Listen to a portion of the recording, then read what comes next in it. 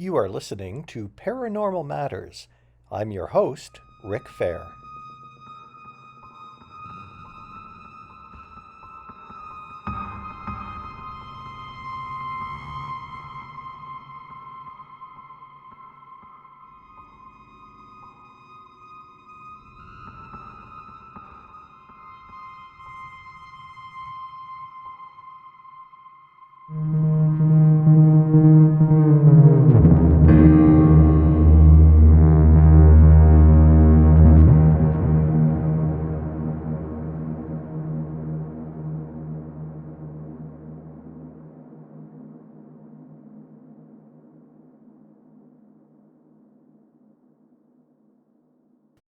Almost every city has a store similar to London's Mystic Bookshop. These are stores that operate as a liminal zone in our society. They offer books on the occult and the paranormal, and ritual items for sale to aid witches and anyone with an interest in spellcraft. These shops are liminal because of the taboo products they sell. And one time, a few years ago, they would have counted pot shops as their kin. But now, at least in Ontario, pot shops are found on nearly every street, leaving stores like the Mystic Bookshop all on their own. My guest today is Mary Beechie, the owner and proprietor of Mystic Bookshop. Mary, do you want to say hi? Hello, my pleasure to be here. Thank you. So I want to begin our interview with a personal story that adds some dimension to the role of stores like the Mystic Bookshop. So I had visited the Mystic Bookshop probably 10, 15 years ago, but it was just on a whim, and I likely didn't buy anything, and this was prior to Mary's ownership of the Mystic Bookshop. Although I found myself back there during the pandemic, and it was shortly after the first lockdown, when businesses were just testing the waters by slowly reopening again. I looked around at the other customers and could see they viewed this liminal space, the Mystic Bookshop, as a refuge. Nobody judged their arcane interests, and when they were in your store, they could look for things that resonated with their personal spiritual journeys, and they could do so without being judged, as they might in other aspects of their lives. I've been there many times since that initial post-pandemic visit, and I don't think I've ever been in there when it's empty. There's always somebody or a group of people sometimes coming by. Sometimes they're quietly browsing, or other times they make small talk. And most of the time when I'm in there and other folks are in there, like I'd be lucky if at least an hour goes by and I find myself lost in some conversation and, of course, making a new friend. So Mystic Books is not just like any other business. Folks or stores like Mystic Bookshop form a sense of community for the oddballs like me. So thank you once again for agreeing to be my guest on Paranormal Matters, Mary. I appreciate your time. Oh, it is my pleasure, and I just feel so honored to be one of your podcast members here. Well, I'm wondering if you can start by telling us a bit about the history of the Mystic Bookshop. Well, I've been very fascinated with the history of the Mystic Bookshop because we've been tracing it. It's been over 33 years in London, opened by Mark Emery, and had many different owners, but probably the most famous was Jodie Trevai, who owned it for 20 years. And she was a real witch, I will say. But so Jodie, she's no longer with us, unfortunately. No, she's no longer here. She's only in spirit, although I do feel her presence all the time, and I get to hear stories about her almost on a weekly basis from different customers. And the odd thing is that all of their stories are so various and so different that I think that they must be talking about different women, but no, they're all talking about Jodie. I think she was a shapeshifter, or she had many different facets to her personality. Wow, that's fascinating. How has it changed, the Mystic Bookshop, since it opened? Well, it's been through it, and it has changed, but it has it has remained, I like to think, as like a little oasis in the city, and it's kind of remained steadfast, where it's been kind of a community, but it's also kind of a resource for people of that community that seek knowledge on different subjects. And I try to keep those things stocked. It's so hard just being one woman with one visa, but and there's so many topics, but so many important topics out there. But it is fun to have these topics available. They're so often hard to find, or back in the day much harder to find, but now that there's the internet, a little bit easier. So when I first started and I was offering my thoughts on the Mystic Bookshop, I had said that I see it as a refuge. Do you see it as a refuge for folks in southwestern Ontario? And if so, why do you see it that way? I do see it that way. And although it's becoming a little more mainstream, like sort of pagan spiritualities, but definitely, back when I was growing up, it was very frowned upon, or it was seen like, oh, that's Satanism, or people had a lot of strange notions about that, very prejudiced against it. Especially, I came from a Catholic tradition. A lot of people from that view tarot cards or crystals as something satanic or something to be feared. But what I love about sort of the pagan religion is that they're very open to each other, and there's very little judgment, unlike what I found growing up in the Catholic Church. On that note, Mary, you had said before we were recording that there was a reputation that there was satanic. Yes. What was it? Oh, yeah. Well, I've heard this. I love asking people about the history of the Mystic, because I'm in a neat position where people come in and they'll say, oh, I've been shopping here since I was, a kid. And then they'll tell me some stories. And then they'll always say, there used to be satanic masses in the basement. And I love that. I like to play it up. But now I see the basement, and the basement is so long and narrow that it is really not conducive to any sort of group kind of activity at all. Plus, it's really hard to get down there. It's like a really treacherous staircase and everything, so it's not accessible to everyone. So, if anything, it adds to the reputation of the Mystic Bookshop, so it doesn't really hurt. No, it doesn't. And I've had people want to go down there and ask me if I could turn the light out so that they could experience any orbs and take pictures. I've had that happen a few times. Okay.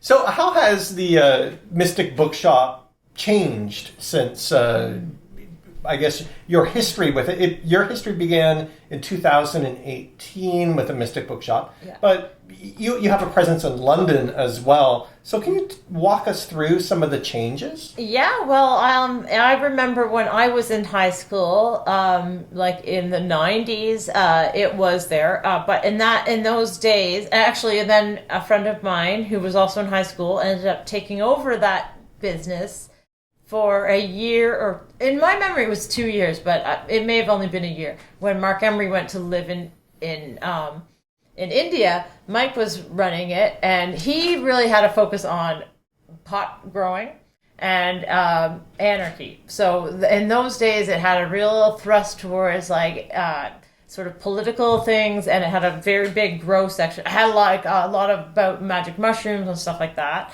And you couldn't find those books anywhere else, so that was a good moneymaker for him. But over the years, then when Jody took it over, it became a more serious, like Wicca store, because her father was in the OTO, the Golden Dawn Church, so she actually knew her stuff, and she carried all the books that you would need, all the resources and candles and so on that you need. I've tried to keep that as well, but I'm certainly not as stocked as Jody used to be. So since I've come to know you, Mary, I've seen how much the store means to you.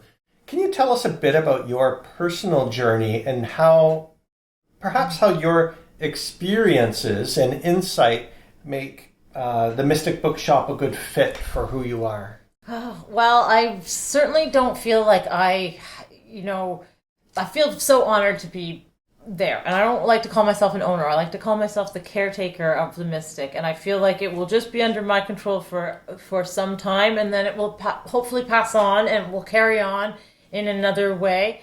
I do, I have to say, when I took over the store, I had a lot of bookstore and library expertise, but I certainly didn't have the magic knowledge. I always was interested in tarot and astrology, but when I took over that store, I gave myself a rule that I had to stop reading fiction and that I would have to read and learn about all these other subjects, which I have done. But there are certain subjects that I just am not interested in. I have to say that I still have not.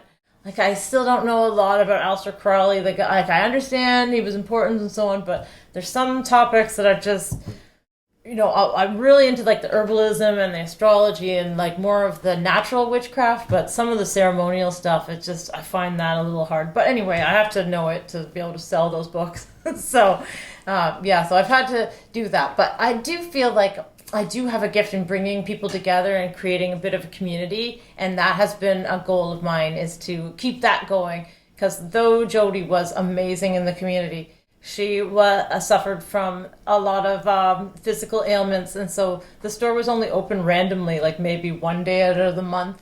And so I wanted to kind of bring it back, bring it into the forefront that, yes, we are the Mystic, and we are still here, and we're going to be out there in the community and hosting events and doing more stuff. I'm curious if I could just ask a follow-up to that. You had said that the natural witchcraft and perhaps earth-based practices really resonated with you. What is it about those practices that resonate with you? Well, I think that it's funny. I think that everybody, if they're drawn towards witchcraft, they seem to be drawn towards one aspect or another. And myself, I kind of identify with the Green Witch, before I considered myself into witchcraft, I was heavily into horticulture and foraging and plant knowledge. So that just married into one another, because it was I already kind of knew a lot of the botanical names and some of the lore, and then just knowing the magical elements to it just gives it a whole nother dimension. So that just happened to go with what I already knew. And I did not have to admit, I did not know one thing about crystals, and I thought, oh my god, how am I going to learn all these goddamn rocks? And luckily it actually, I thought that I knew nothing about them, and I thought that they were just randomly selected, this one's good for your lungs and this one's good for your spleen. But no, it actually does follow the chakra colors and so on. There is a system that you see in astrology, and it is mirrored in crystals, and it is found again in tarot, and it is it actually is a system that works. And do you find that your growing knowledge and your passion for these subjects benefits the community? Well, yeah, I guess so. At first too, I had a lot of people come in, and I would have to just say, look, I don't really know about.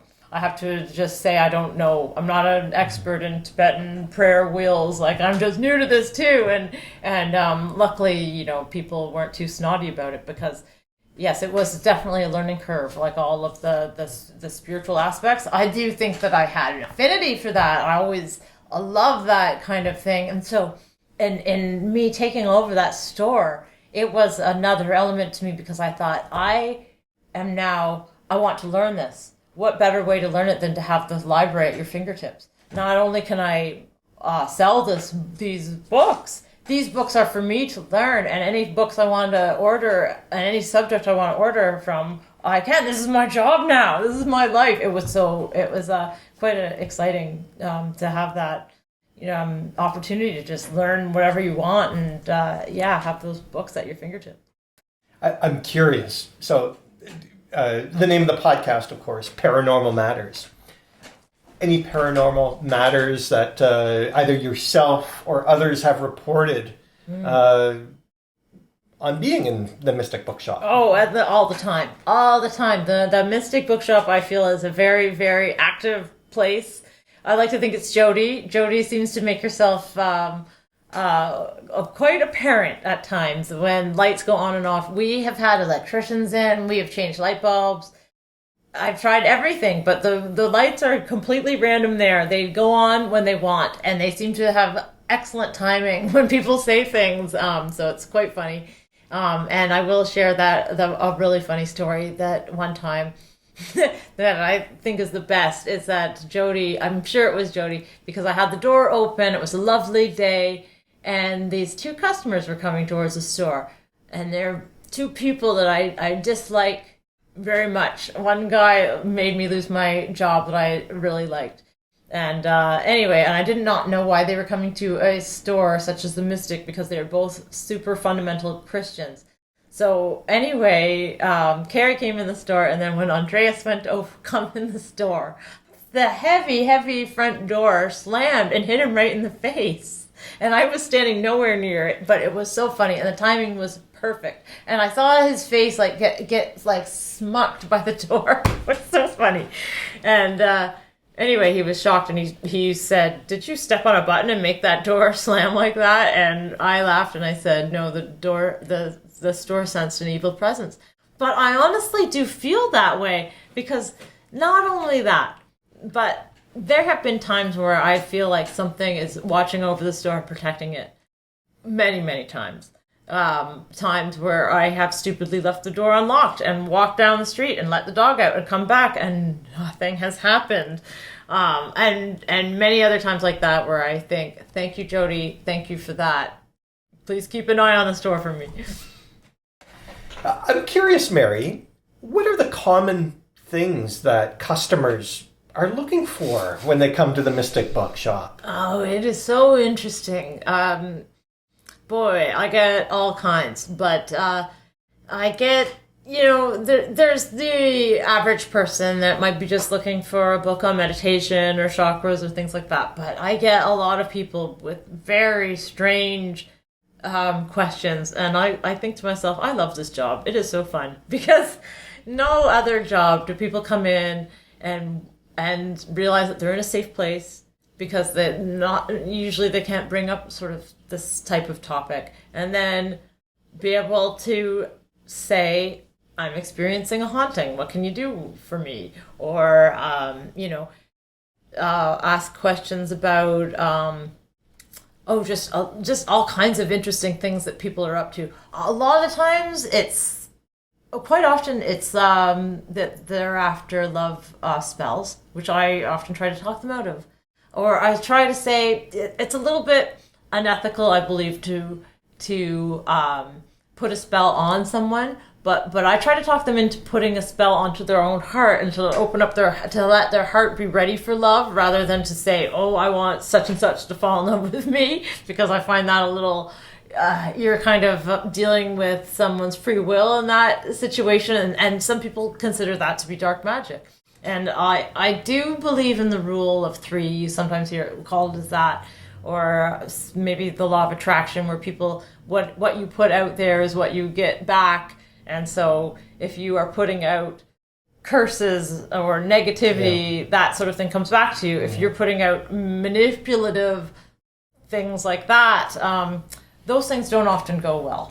So I try to talk people out of that, but quite often that is exactly what they are looking for. They want such and such to fall in love with them, and I do have spells on that, and I gotta make my mortgage, so I do sell stuff like that. But and a lot of luck, a lot of money luck, a lot of people gambling luck, interesting things like that. That's common, but a lot of people are being haunted, or a lot of people would like to clear out negative energy from new apartments, or from spaces that they feel an icky negative energy from, or they want to learn protection, or they want to learn psychic protection. That's quite often it's interesting, because it's kind of half and half, whether it's like half it's in their own mind, or half it's in the environment, or perhaps what's in their mind is creating the environment. I don't know, but it seems to help them.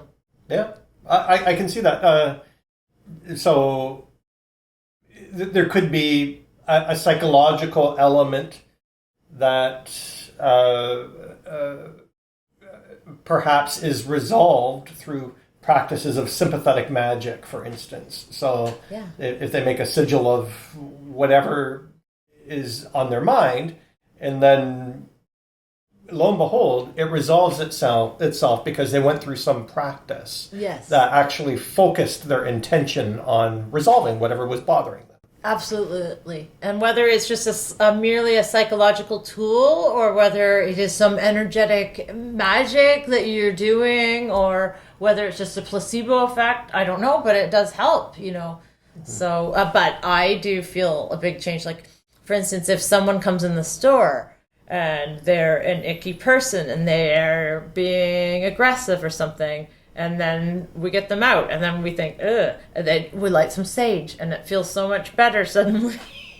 So things like that, it does work. I don't know how, but it certainly does. Has a customer ever walked in the store and you just intuitively or instinctively know that they're a medium? Oh.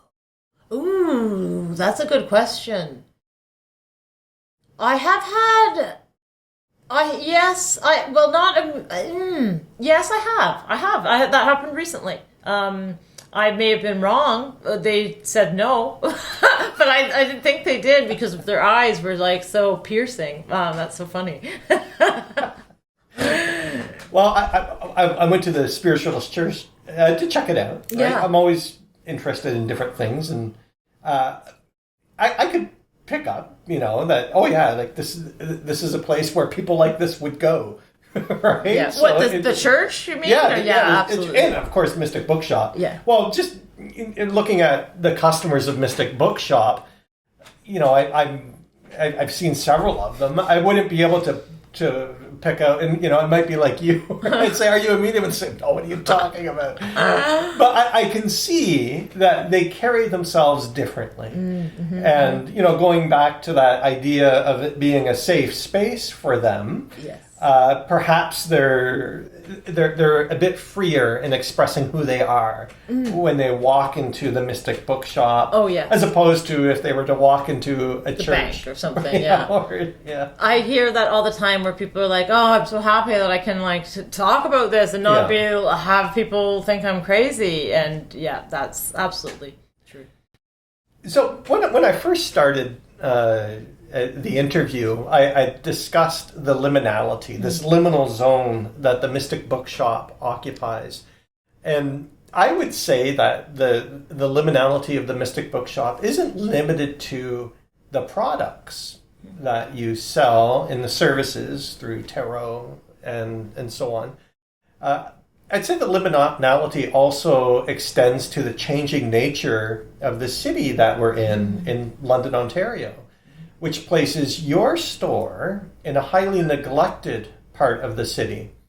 I imagine this has presented many challenges for Mystic Books.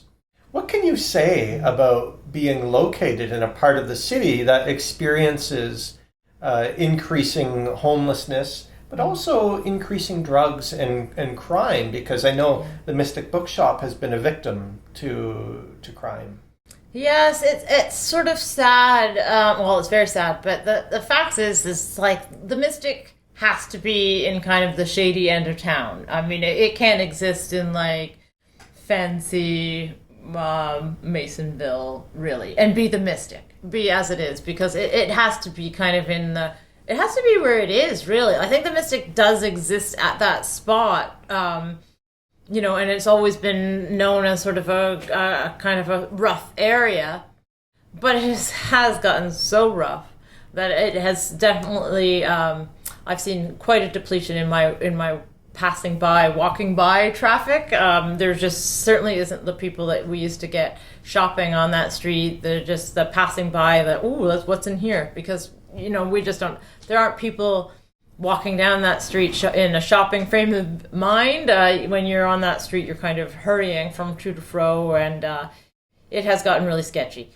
But that's to say that the mystic has become even more important for people, because, a lot of times those are the very people that the mystics needs to help the most. And in fact, Jody has helped many, many people, drug users. I've heard stories of her taking people from right from the brink, and she was a healer, a very, very powerful healer.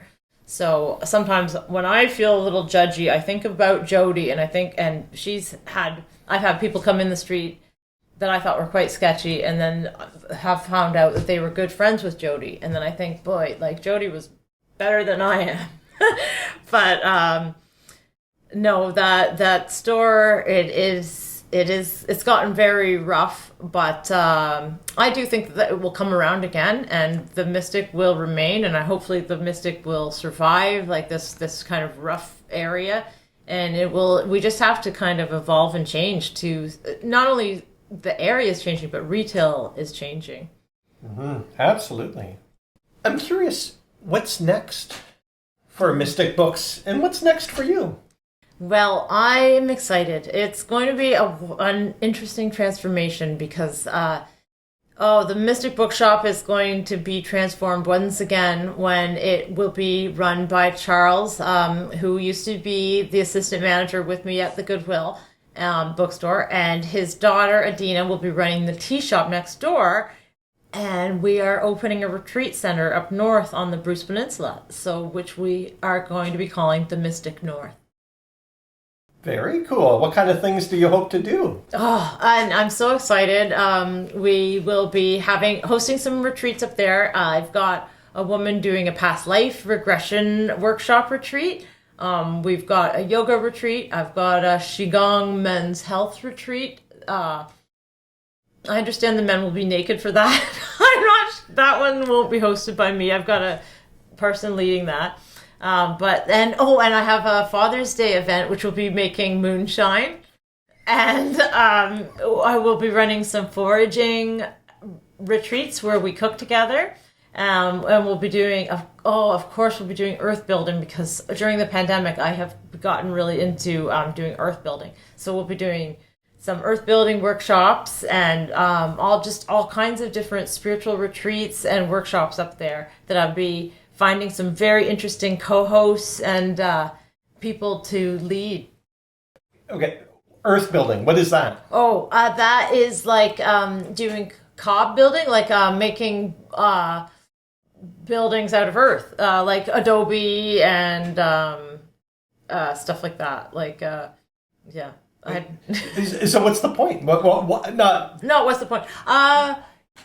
Didn't I? I've never talked to you about this. All right, so no, I got really upset. So when I made that circle garden and I wished for the mystic, then it became the pandemic, and I started making a circle in the backyard, and it was a roundhouse. So I'm obsessed with like prehistoric roundhouses, like Neolithic roundhouses. So then I made a roundhouse. So I made a Neolithic roundhouse in my backyard. But I'm very interested in like the old school building techniques of like earth building when we built our own houses, and because Rick, I feel like I have a feeling that in the upcoming days we will all need to perhaps learn these skills again. Well, okay, I just think that also you can hide a lot of trash in these buildings, like within the walls. Like I'll have to show you the pictures of what I built, but you can hide so much, like cans, bottles, recycling. I used my whole building that I built. I used nothing but recycled windows and cans and everything. And then the roof was made from a big satellite dish upside down. Wow. So I did see the roundhouse, but I'm curious. I was curious what function they... Yeah, well, they are... That's kind of was a experiment, but I want to build more huts up there so that I can have bigger retreats. So the roundhouses will be the workshops will be so that I will have people learning the skills. They can take home that skills, build things in their own backyard, pizza ovens or whatever. But I'm going to be using them so that I can build more huts, so that I can have bigger retreats. Yeah. Wow. So I want to focus on one thing that you were just talking about and circle back to the Mystic Bookshop. And you had said something to the effect of, at some point we'll need to know how to do these things. Whatever it is, we'll need to prepare. Do you see the shop itself preparing people spiritually for whatever they're going through in their lives? Absolutely, and what a good way to say it. I don't know if I had thought about it like that before, but absolutely. I feel like, having worked there over these 6 years, I really feel like more and more people seem to be waking up and seeking this knowledge more than ever before. And so many people are like saying, like, I'm compelled to come here. Like, I need to know this now. I am starting from ground zero. Please give me an intro to this. And so many people are coming, like, out of the woodwork. And I believe that there is something happening where organized religion just is not cutting it for people. And like myself, having come from a Catholic church, and then finding out that at that church, the two priests and the choir master were all in cahoots, and they were raping the boys, and that's a lot of people come into my store and they say similar stories. Like they're fed up, they don't trust organized religion. And what's so wonderful about witchcraft or paganism is it is completely self-directed. You don't have a priest saying you're sinning and you have to do this penance or blah blah blah. It is, when you're sinning, how to raise your vibrations and so on. And so it's like, take away that go between. You can speak directly to spirit. That's an interesting way to frame this.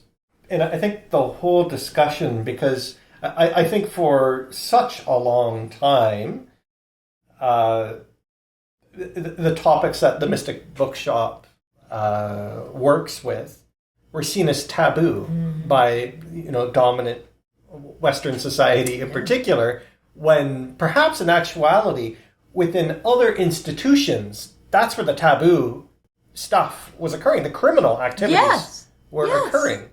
Yes. And so to demonize, I guess, self-directed spiritual practices was, in a way, I guess, disenfranchising people from their own autonomy and agency. Yes. And a control mechanism in a way, too, to control them. Don't think about this. You have to listen to your priest. And, when you think of all the indigenous children, it's just disgusting what they were doing, people are fed up, and they're like, and I believe, and not only me, but I've heard other astrologers say this, that they believe that organized religion is dying, and people, you look at churches, they're all empty. So well so I told you I went to the spiritualist church. Oh, yeah. And my first reaction, and I'm not saying this in a demeaning way, because actually I do enjoy going to Christian church. Yeah. So I went to the spiritualist church, and I was like, hey, this is just like going to United Church, but without Jesus being the main character. Jesus might be mentioned and talked about, but I think with a lot of the organized religions, the emphasis is on the doctrine of the church itself. Yes. So, perhaps people, these are just some of my thoughts, people visiting places like Mystic Bookshop creates that opportunity for, I guess, that self-empowerment in that agency. Yeah. And as you had said, many people come there and they say they are starting from ground zero. Like, what does that say about people's quests and people's hunger when there's such a void in them that leads them to, as I said at the very beginning, a community building place like Mystic Bookshop? That's so true, because that that's true, because that's what, the one thing that they didn't have as a self-directed, practice at home witchcraft is that you didn't have the community. But now, that community is very much there. You're not just alone, secretly practicing witchcraft, but you can come out and you can practice it, and it's because that was probably one of the greatest parts of organized religion was the sense of belonging to a community. But that's definitely changing and evolving, and you see these churches and they have to put up big fences around them to protect them from homeless people. It's weird. We're in a weird time. Well, I thank you so much for your time, Mary. Is there anything else that you want to add, either about yourself, your personal journey, or about the Mystic Bookshop, or anything that's on your mind that I might not have covered? No, I think we really had a great discussion. I thank you for all those questions, and good luck editing that out. Well, there's not much to edit, and I think that's a good thing about having an organic conversation, right? It ends up like this. Yeah. So thank you once again. My pleasure.